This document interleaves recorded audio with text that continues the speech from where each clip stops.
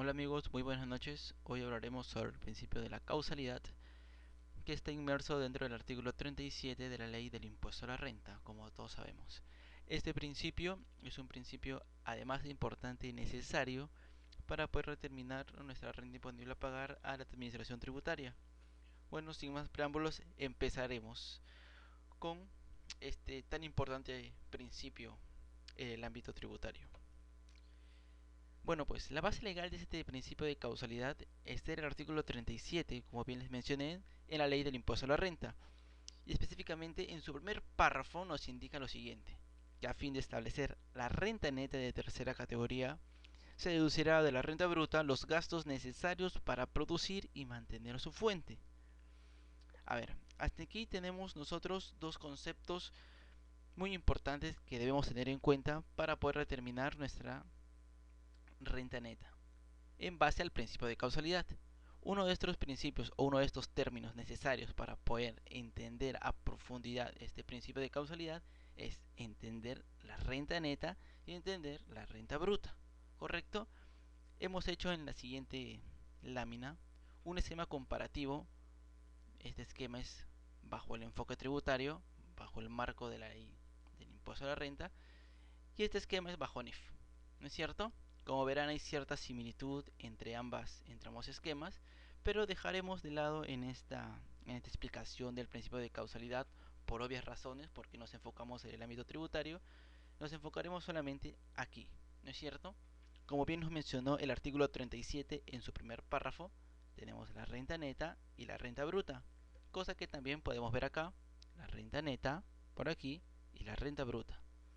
Ahora leeremos un poquito más a detalle para poder darnos cuenta qué es lo que nos quiere decir este primer párrafo del artículo 37. Nos dice, una vez más, que a fin de establecer la renta neta, a fin de establecer esta renta neta, se deducirá de mi renta bruta los gastos necesarios para producir y mantener mi fuente. Es decir, deduciré de mi renta neta los gastos necesarios para cumplir y mantener mi fuente, y una vez que haya deducido estos gastos, recién obtendré mi renta neta. Por coherencia y por lógica se entiende que aquellos gastos que no cumplan con mantener mi fuente y que no cumplan con generar mayores ingresos, entonces no cumplen con el principio de causalidad. Es por ende que no deberán incluirse aquí. ¿No es cierto? ¿Sí? La SUNAT no me reconocerá como gasto si es que no cumplen este principio de aumentarme, bueno, el principio de causalidad, pero obviamente de generarme mayores ingresos y de mantener mi fuente, ¿no es cierto?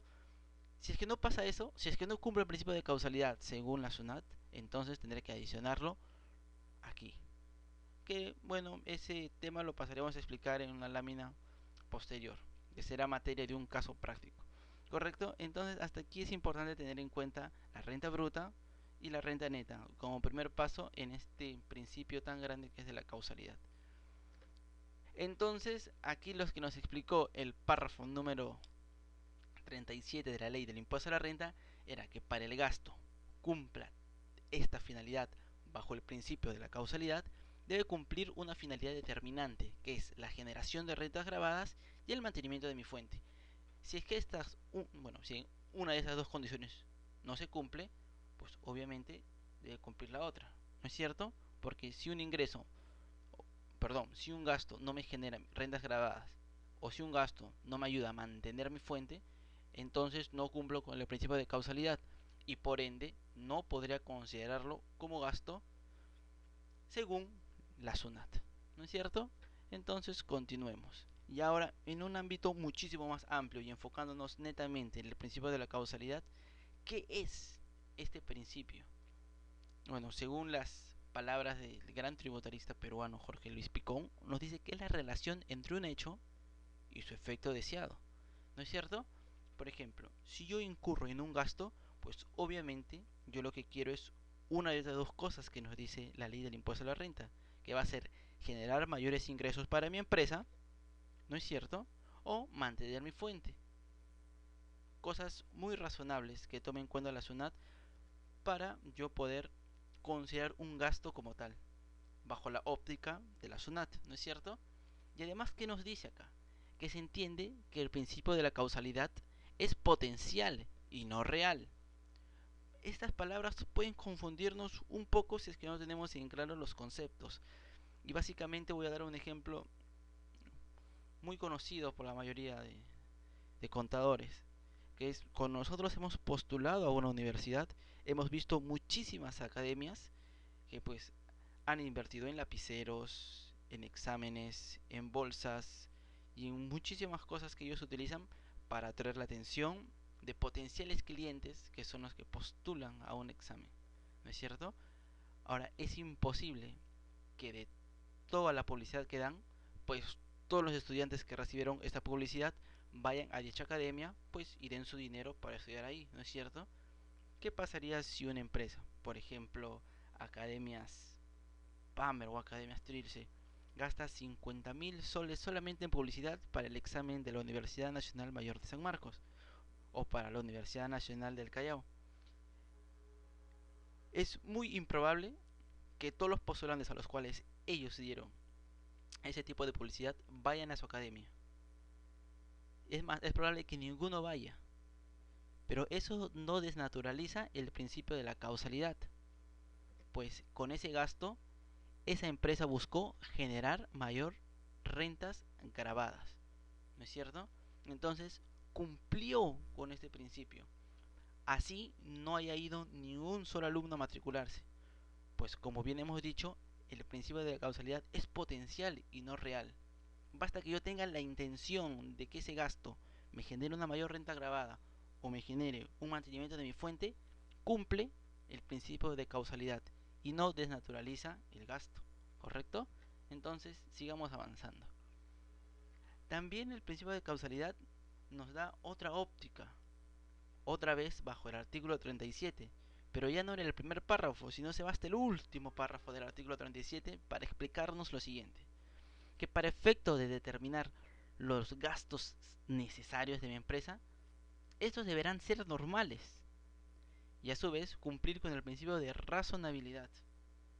Y ahora me preguntarán, ya nos explicaron lo que era el principio de la causalidad y pues ya entendimos más o menos cómo es que funciona este principio, ¿no es cierto? Pero a la vez me dicen que para que mis gastos sean necesarios, eso deben cumplir además dos condiciones más. Una de estas es que los gastos sean normales y la otra es que mis gastos cumplan con el principio o con el criterio, mejor dicho, de razonabilidad.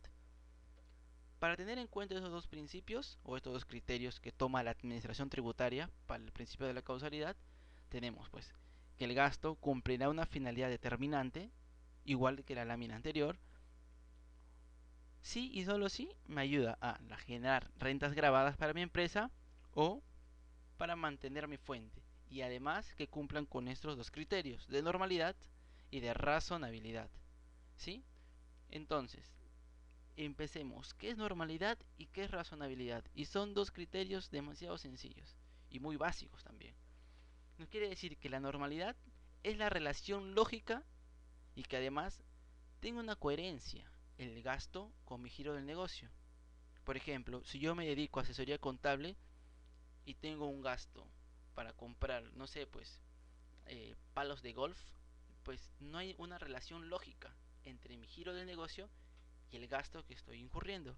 Entonces ya no cumple con este principio de normalidad, ¿no es cierto? Toda compra o todo gasto debe cumplir con este principio para ser considerado como gasto para la administración tributaria.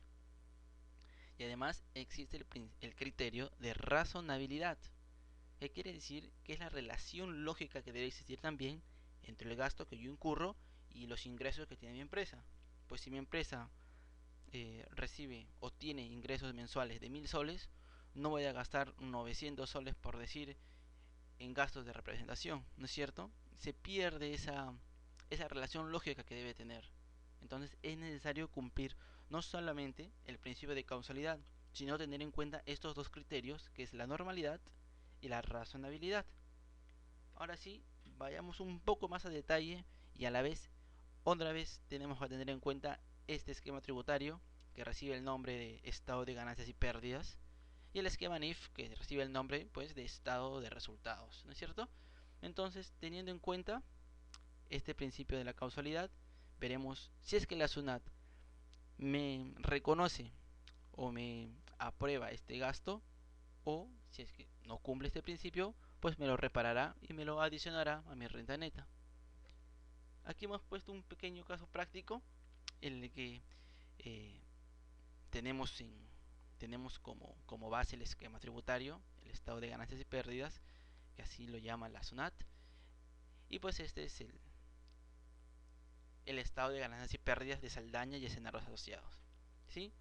Veamos, como ingresos grabados tenemos el mes de marzo del año 2017 10.000 nuevos soles. Como costo computable, que es mi costo de ventas, tenemos 6.000 soles, obteniendo como renta bruta 4.000 nuevos soles. ¿Sí? En mis gastos, en este mes, o en el año anterior, mejor dicho, tuve 2.000 soles, ¿correcto? Entonces, de esos 2.000 soles, 500 soles fueron destinados para el mantenimiento del carro de la esposa del gerente. Como podemos apreciar, este gasto no cumple con el principio de causalidad ni tampoco cumple con el criterio de la normalidad, porque no guarda relación con el giro del negocio que yo arregle el carro de la esposa del gerente. Por tanto, la SUNAT aquí me adicionará estos 500 soles y por ende tendré que pagar un impuesto a la renta sobre el monto de 2.500 soles y ya no sobre los 2.000. Entonces, cada vez que la SUNAT no me reconozca un gasto por no cumplir este principio, me lo reparará acá y lo adicionará aquí.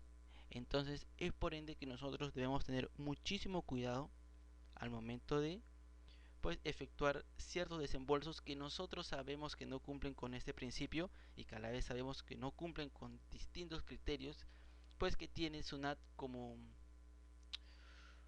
prueba de que no estamos realizando los gastos de una manera correcta. ¿Sí? Bueno, muchachos, espero que les haya servido muchísimo este pequeño video y que puedan aplicarlo en su vida contable. Muchísimas gracias.